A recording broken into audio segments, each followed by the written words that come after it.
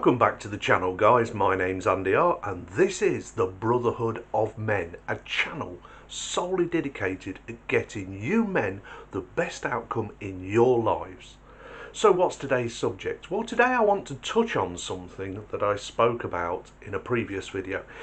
In the thumbnail for that video, and I'm going to put the picture, I was going to say here, no, I'll put that picture here. It's got a picture of a woman who is trying to look more butch than she probably should, and on the back of that t-shirt it had this slogan, which when I tell you it's hilarious. It had this on the back of her t-shirt. It said, "My body is not my resume." I'm going to repeat that. Her t-shirt on the back said, "My body is not my resume," and that is hilarious, because it is. Your body is your resume, and that applies to us guys as much as it does to women. But the point I'm trying to make here is that what's the first thing you see when you're introduced to somebody, or you see somebody across a crowded room, in the street, whatever? The first thing you see is their face, their body. You see what they look like, and 9 times out of 10 most people can make some assumptions about that person by the way they're dressed, the way they have their hair, the way they carry themselves, many things that we take in. And I think I can't remember who it was who said this, but we make a snap decision about somebody within 3 seconds of meeting them. This is why that old adage in business is you don't get a second chance at making a first impression. You don't. That's what people see. So if you go out of the house looking like you're down and out, like a tramp, you're a slob, people are going to make the assumption that that's what you are. And this applies more to women than it probably does to men. Women try to go for beauty. They try to live up to some standard that we guys didn't set them. That we get blamed for it, but then again we get blamed for everything else just because we've got a Y chromosome. But women are the actual biggest criticizers. God, can't get my words out today. Are the biggest criticizers of other women. They complain about getting abuse online if they have some account online, and blame men. Like I say, we're used to getting blamed for everything just because of that Y chromosome. But in a recent survey it showed that some woman who was complaining to the police about getting death threats and she was getting harassment online, it turned out 50%, well actually over 50% of those harassers were other women, because that's how women behave. They're the worst critics of each other. They don't need our help. We're not the ones who tell them that they have to be stick thin. We actually like a few curves on a woman in the right place. We just kind of insist that they're fit. We don't like fat women. And I say fat women because I'm not going to be politically correct and call them plus-sized or big beautiful women or all of those other euphemisms that women came up for themselves to try and excuse themselves for being massively overweight. And I mean overweight, fat, obese, and clinically obese or morbidly obese.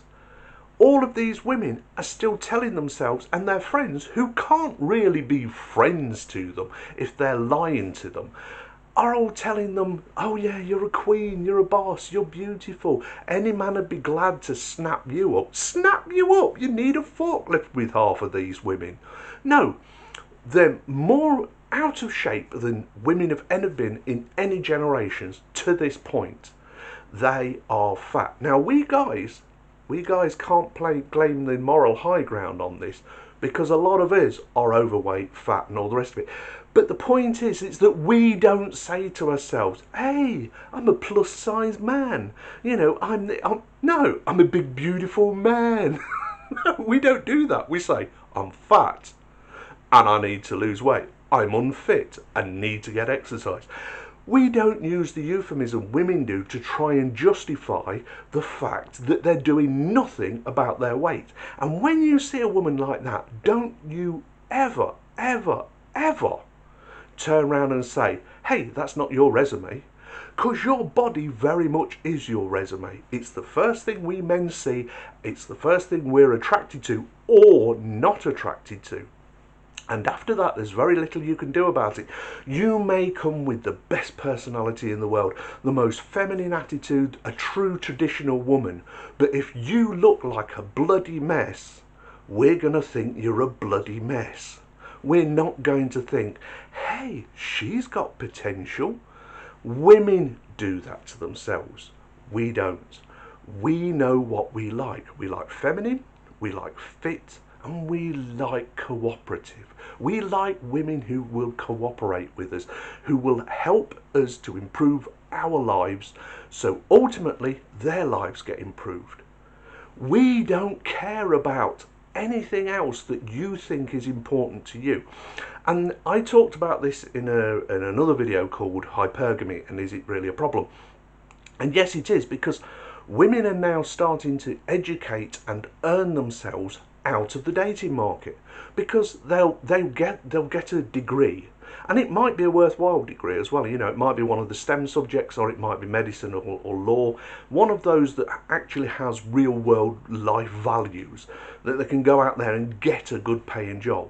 But as soon as they do that, because of hypergamy, they turn around and think to themselves, now I only date men above me, and completely ignore all of those really great guys who would make their lives complete. But of course, because of hypergamy, they're out of it. But these are the same women who still aren't the most attractive in the world, who still aren't the top tier of women, start thinking that they're better than us. Let me tell you this, guys. Nobody's better than you. Nobody's worse than you either. Don't start getting a superiority complex. But for God's sake, do not get an inferiority complex. That's been forced on you. If you start thinking that about yourself, that you're out of somebody's league, or somebody's out of your league. I always say we're in one league, the human league, the human race, not the band. But we're in one league together. We only progress the species by having children. We actually work best if we have somebody we can work with. That doesn't have to be a woman. That could be a mate of yours, somebody who's constantly saying to you, don't listen to it, mate, get yourself up, do better for yourself, somebody who encourages you. Traditionally, that used to be a woman's role, but we don't have traditional women that we deal with anymore. So when that t-shirt was saying, my body is not my resume, it was absolutely hilarious, because it so is. That is exactly your resume. If you go out of the house looking like an absolute wreck, that's what we're going to think you are. If you go out in public made up to the nines looking like you're a streetwalker, guess what we're going to think? How much love? Not, oh, she looks like somebody I would really like to get with and introduce to my boss at the next works company do, or introduce to my family as a prospective long-term relationship. No, you're going to think, she looks like she's a hooker. And I'm just thinking to myself, she doesn't look like she's very expensive. You see, this is what women seem to forget whenever they step out of the house. And we guys need to take this on board as well. Every time you step out of the house, that's the image you're portraying to the general public, to the world. Whatever it is that you've got on your back, on your face, your haircut, everything about you is actually what you're telling the world that you are. It might not be true, because, you know, so many women wear this mask that they're trying to portray themselves as something they are not, on purpose, because as soon as I read it, I thought, I wonder if anybody else will pick up on that t-shirt and make comment about it. Tell me in the comments down below, did you see that in the video? If you haven't watched that video, go back and watch it. I think it's great content. Of course I think it's great content, it's mine.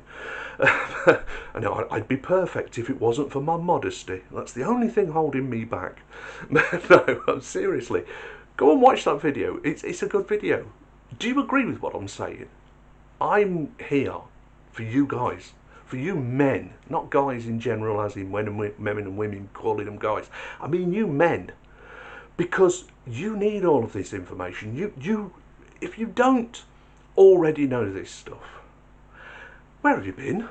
No, but if you don't already know this stuff, it's time to start taking it on, because the young men out there, to be honest with you, the deck's it's massively stacked against you. You need to realise that before you go into any decision making about anything. The workplace, be careful around women that you work with. It's no use anymore thinking that you can just flirt with them. If anything, try and keep them at arm's length, because they could ruin your career unjustifiably, but it's still out there. You try making a complaint against a woman and see how serious you're taken. Anyway, that was my video today. It was about a woman's body being her resume, and it so is, but it's also your resume. So just think about that. When you step out of the house and you've still got your house slippers on or flip-flops and you look like you've just rolled out of bed, that's what you're telling the world you are. You can do better, guys.